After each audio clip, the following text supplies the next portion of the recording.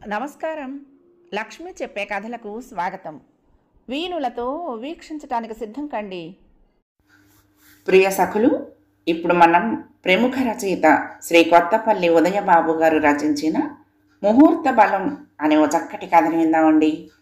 ఈ కథ 10/2/2000 సంవత్సరంలో ఆంధ్రభూమి వారపత్రికలో ప్రచురింపబడింది.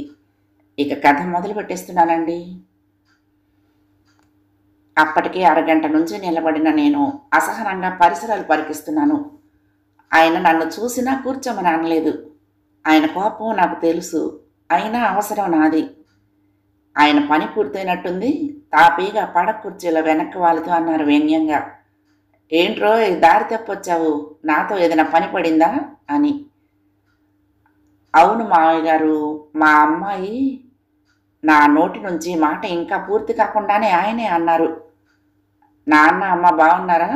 తమ్ముడి దగ్గరికి వెళ్ళారట కదా, ఉత్తరాలు రాస్తున్నారా? అవునండి, మిమ్మల్ని అడిగినట్లు చెప్పమని కూడా ఉత్తరంలో రాశారు. అబద్ధమాడాను. ఆహా, అలాగా. నన్ను అడిగినట్లు చెప్పమని నీకు ఉత్తరంలో రాస్తే మరి నాకు ఉత్తరం రాయటం ఎందుకు డబ్బు దండగా? షాక్ అయ్యాను, దొరికిపోయాను. అబద్ధాలు నా దగ్గర ఎందుకురా ప్రసాద్? ఈవేళ నువ్వు ఈ సమయానికి పలానా పని మీద వస్తున్నావని, తన మొహం చూసి నీకు సాయం చేయమని మీ నాన్నగారు నాకు ఉత్తరం రాశారు. మీకు మాలాంటి వారి ఇళ్లకు రావటం పడదు, ఏదైనా సాయం చేయటానికి టైం ఉండదు. కానీ మీరు వచ్చిన వెంటనే నేను మీ పని చేసి పెట్టాలి. ఆహా, అవకాశం వచ్చింది కదా అని దెప్పుతున్నానని అనుకోకు బాబు. ఇప్పుడు చెప్పు, ఏమిటి నీ పని అన్నారు. అనవలసిన మాటలన్నీ అనేసిన ఆయన ముఖం చూస్తే అప్పుడు బాణం తగిలి వెలువెల్లాడుతున్న పావురాన్ని పాశవిక ఆనందంతో పరిశీలిస్తున్న భావం గోచరించింది నాకు. అయినా తప్పదు, అవసరం నాది. మా అమ్మాయి డిగ్రీ 2nd ఇయర్ చదువుతోంది. ఇప్పటి నుండి చూస్తేనే కానీ సంబంధం కుదరదు. అందుచేత దాని జాతకం మీ చేత రాయిద్దామని. మీ నాన్నగారు పంపగా వచ్చావు అంతేనా? ఆయన లేచి చుట్ట వెలిగించి పచార్లు చేస్తూ దీర్ఘాలోచనలో పడ్డారు. అది కాదు మావయ్య గారు, మీరు చేసే పూజలకు నిత్యం హాజరై అందరికీ వడ్డించడంలో సాయం చేయాలని నాకు ఎంతగానో ఉంటుంది. అయితే వృత్తి ధర్మం. చాలేరా, నాకు తెలియనట్లు చెప్తామే. నువ్వు సంపాదించే సంపాదనలో 25 రూపాయలతో ఓ దండ కొనుక్కొచ్చి అమ్మవారికి వేసేంత తీరిక లేకపోయిందట్రా. మీ నాన్నగారికి నేనంటే ఎంత అభిమానం. ఏమీ లేకుండా ఈ ఊరు వచ్చిన మమ్మల్ని సొంత ఇల్లు కలవారిలా చేసి మేమింత అభివృద్ధిలోకి రావడానికి కారణం మీరు అంటూ అనుక్షణం నన్ను ఆయన తలుస్తూ ఉంటారే, ఆ కృతజ్ఞతల ఆవగించంతైనా ఉందిరా నీకు? అయితే నీకు నిక్కచ్చిగా చెప్తున్నాను, నేను రాసే జాతకం మీద నీకు నమ్మకం పూర్తిగా ఉంటేనే రాసిస్తాను. ఒకవేళ తర్వాత ఏదన్నా జరగకూడదు జరిగిందనుకో, అయ్యో అనవసరంగా నాకు ఇష్టం లేని వాళ్ళ దగ్గరికి వెళ్ళి జాతకం రాయించానే అని నువ్వు బాధపడితే మాత్రం బాగుండదు, సరేనా అన్నారాయన. అయ్యో ఎంత మాట! పెద్ద మనసు చేసుకుని మీరు ఒప్పుకోవటమే మా అదృష్టం మావయ్య గారు. నా వల్ల తప్పులుంటే మనస్ఫూర్తిగా క్షమించండి. మా ఇంట్లో సమస్త శుభకార్యాలు మీరు పెట్టిన ముహూర్త బలంతోనే జరిగాయి. అందరము సుఖంగా ఉన్నాము. మా చేత వేయించే గవ్వలలో ఒక్క గవ్వ తిరగబడితే చాలు మాకు అపశృతి జరగటానికి. అనుక్షణం మా మంచి కోరే మనసు మీదని నాకు తెలుసు. మీరన్నట్లు నాన్నగారు దైవాన్ని స్మరించడం మర్చిపోతారేమో కానీ మిమ్మల్ని రోజుకు ఒకసారి స్మరించడం మాత్రం మానరు. అందుచేత ఈ కార్యం మీ వల్లనే అవుతుందన్న నమ్మకంతో ఇక్కడికి వచ్చాను. దయచేసి ఈ పని మనస్ఫూర్తిగా చేసి పెట్టండి. మీ ఆశీర్వాదం వల్ల నా బిడ్డ సుఖంగా ఉంటే అంతకన్నా మాకేం కావాలి అన్నాను. ఆ మాత్రం విశ్వాసం నా మీద ఉంటే అదే చాలు. ఇకనైనా అప్పుడప్పుడు వచ్చి కనిపిస్తూ ఉండు అన్నారు. నా మనసు కుదుట పడింది. అమ్మయ్య అనుకుని జేబులో నుంచి 100 నోటు తీసి ఆయన ముందు ఉంచబోతూ అన్నాను, ఇది ఉంచండి మావయ్య గారు. అంతే, ఆయన కయ్యం అని లేచారు. మూర్ఖుడా, నేను మీ నాన్నగారు చెప్పాక కూడా డబ్బు తీసుకునే రకమనుకున్నావా? ముందు అది తీసి చేత్తో పట్టుకో హుంకరించారు ఆయన. జేబులో పెట్టు అనలేదు ఆయన, చేత్తో పట్టుకో అన్నారు అంటే నాకు అర్థమైంది. మరొక 100 కూడా తీసి పట్టుకుని బల్ల మీద పెట్టిన 100 కూడా తీసి అమ్మవారి పూజ నిమిత్తం ఉపయోగించండి మావయ్య గారు అన్నాను. అయితే కాళ్ళు చేతులు కడుక్కుని వెళ్ళి లోపల అమ్మవారి ముందు హుండీలో వేసిరా అన్నారు. నేను నూతి దగ్గరకు వెళ్ళి కాళ్ళు చేతులు కడుక్కుని అమ్మవారి గదిలోకి వెళ్ళాను. నిజమైన దేవాలయాన్ని తలపిస్తోంది ఆ గది. రాజరాజేశ్వరీదేవి రూపంలో దుర్గామాత వెండి మండపంలో మకర తోరణాల మధ్య వెండి ప్రమిదల దీపాల కాంతులతో తన సహజ తేజస్సును ప్రసరిస్తూ ప్రకాశిస్తోంది. ఆ గది పైకప్పుకు తగిలేలా రోజు వుడ్డుతో తయారు చేసిన దేవతా మండపంలో ప్రతి వస్తువు తన పవిత్రతను చాటుతున్నాయి. నిత్య కుంకుమార్చన, అభిషేకం అన్నీ పూర్తయిన చిహ్నాలు కనిపిస్తున్నాయి గదిలో. గదంతా సుగంధ పరిమళాలు, సాంబ్రాణి ధూప సువాసనలతో మిళితమై తాదాత్మ్యంలో ఎటువంటి వాడినైనా సరే ఆ గదిలోకి అడుగు పెడితే చెయ్యెత్తి నమస్కరించేంత తన్మయత్వం కలిగేలా ఉంది. నేను అమ్మవారి ముందు కుంకుమ తీసి బొట్టు పెట్టుకుని 200 పక్కన ఉన్న హుండీలో వేసి మనస్ఫూర్తిగా నమస్కరించుకున్నాను. నా బిడ్డకు మంచి సంబంధం కుదిరేలా చెయ్యమని. నేను నమస్కరించుకున్న ఆ క్షణం ముహూర్త బలం విలువ నా కోరిక నిజమైన నాడు కానీ నాకేం తెలియలేదు.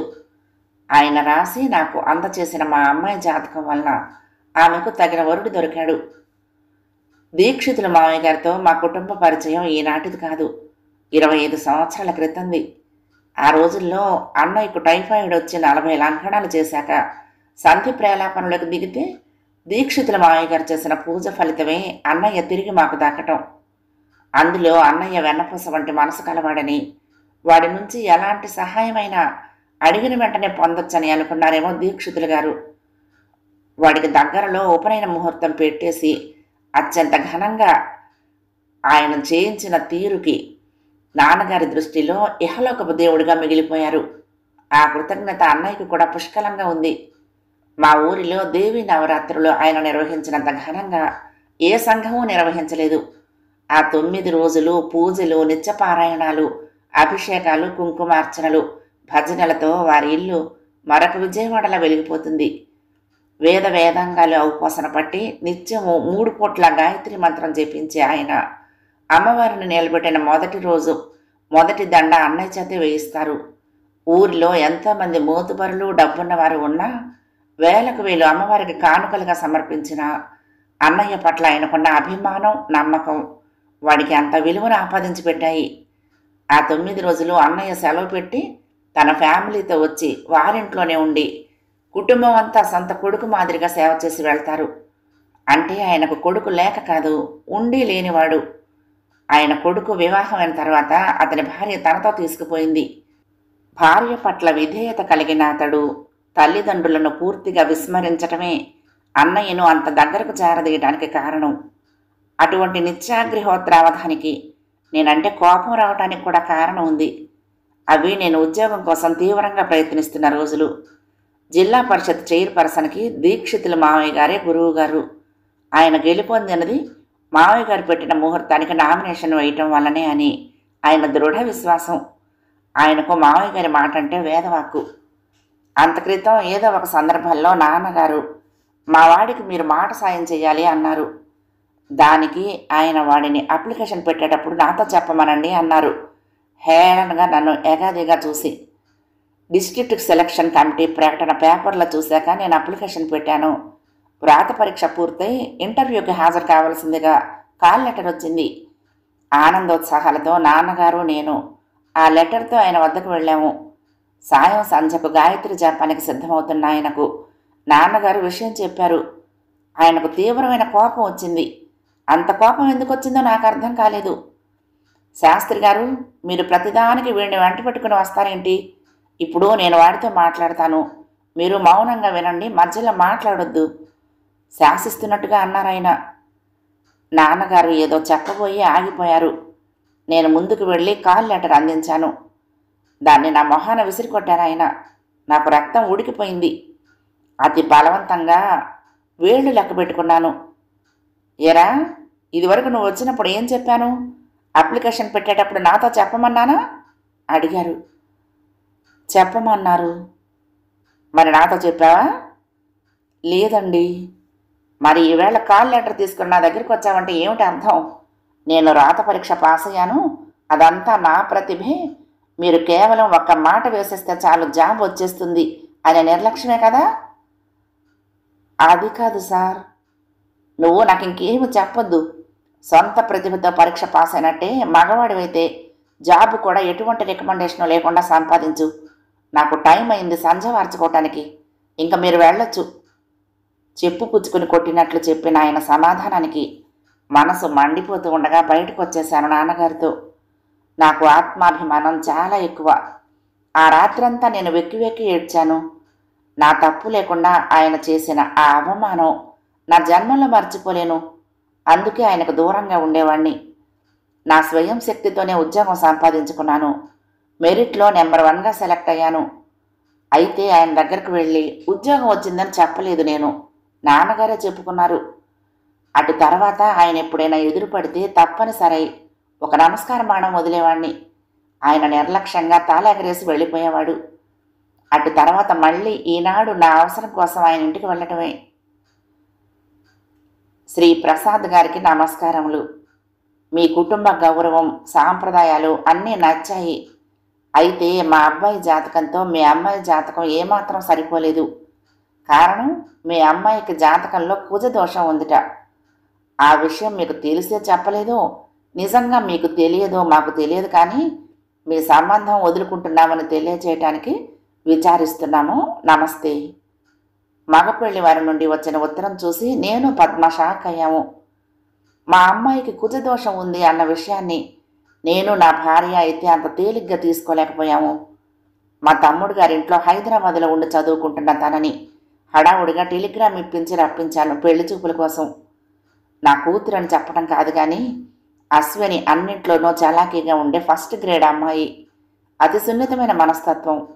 తనకి ఈ విషయం తెలిస్తే చాలా బాధపడుతుంది.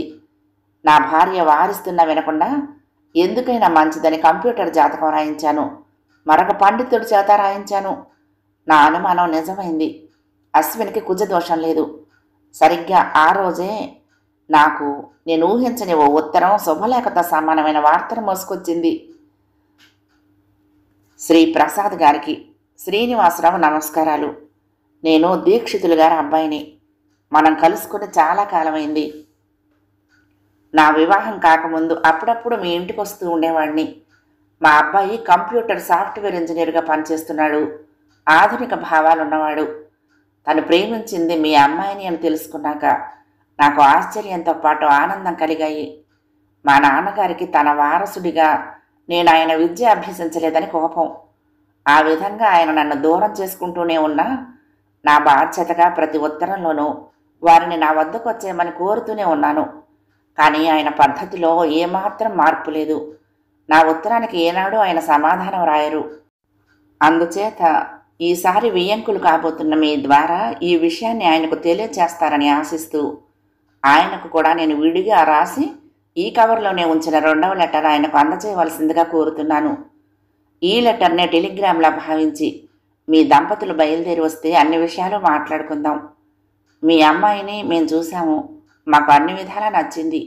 మా అబ్బాయి అభిప్రాయం కాదనే ధైర్యం మాకు లేదు. పూర్తిగా వాడిష్టమే మా ఇష్టం. మీ రాక కోసం ఎదురు చూస్తూ శ్రీనివాసరావు. మా ఆనందానికి అవధులు లేవు. 2వ ఉత్తరం విప్పాను. అందులో ఇలా ఉంది. పూజ్యులైన నాన్నగారికి నమస్కరించి మీ కొడుకు కోడలు రాయినది. ఇక్కడ మేము క్షేమం. మీరు ఆరోగ్యంగా ఉన్నారని తలుస్తాను. మీ మనవడి వివాహం నిశ్చయం చేశాము. అతి తక్కువ సమయం ఉండటం వలన మీ దగ్గరకు వచ్చి సలహా తీసుకునే సమయం లేకపోయింది. అమ్మాయి ఎవరో కాదు, మీకు అత్యంత ఆప్తులైన శాస్త్రి గారి మనవరాలు. వారి 2వ అబ్బాయి మన ఊరిలోనే టీచర్గా పనిచేస్తున్నారు. నా తరపున మీరు ఎలాగూ రారని మీ పట్టుదల తెలిసిన నేను ఆడపల్లి వారి తరపునైనా వివాహానికి వచ్చి మీ మనవడిని అతడి భార్యను ఆశీర్వదిస్తారని కోరుతున్నాను. హృదయపూర్వక నమస్కారాలతో మీ కొడుకు కోడలు. ఉత్తరం పూర్తి చేసిన నా పెదవులపైన అందరినీ కుట్టి బాధించే తేనెటీగను సూదులతో గుచ్చి ఆనందం పొందితే కదలాడే మందహాసం వెల్లివిరిసింది. ఆయన కావాలని కుజదోషం ఆపాదిస్తూ రాసి ఇచ్చిన జాతకం ఆయనకే తిప్పికొట్టిందన్న కసితో ఈ ఉత్తరం చదివాక దీక్షితుల గారి రూపాన్ని ఊహించుకుంటూ దాన్ని తీసుకుని వారింటి వైపు నడిచాను. కథ సమాప్తం. ప్రియ సఖులు, ఈ కథ మీకు నచ్చితే తప్పకుండా లైక్ చేయండి, షేర్ చేయండి, కామెంట్ చేయండి, సబ్స్క్రైబ్ చేసుకుని నన్ను ఎంకరేజ్ చేయండి. ఉంటానండి. ప్రేమతో లక్ష్మి. కృష్ణాతీరం దుర్గమ్మ సన్నిధానం. నమస్తే.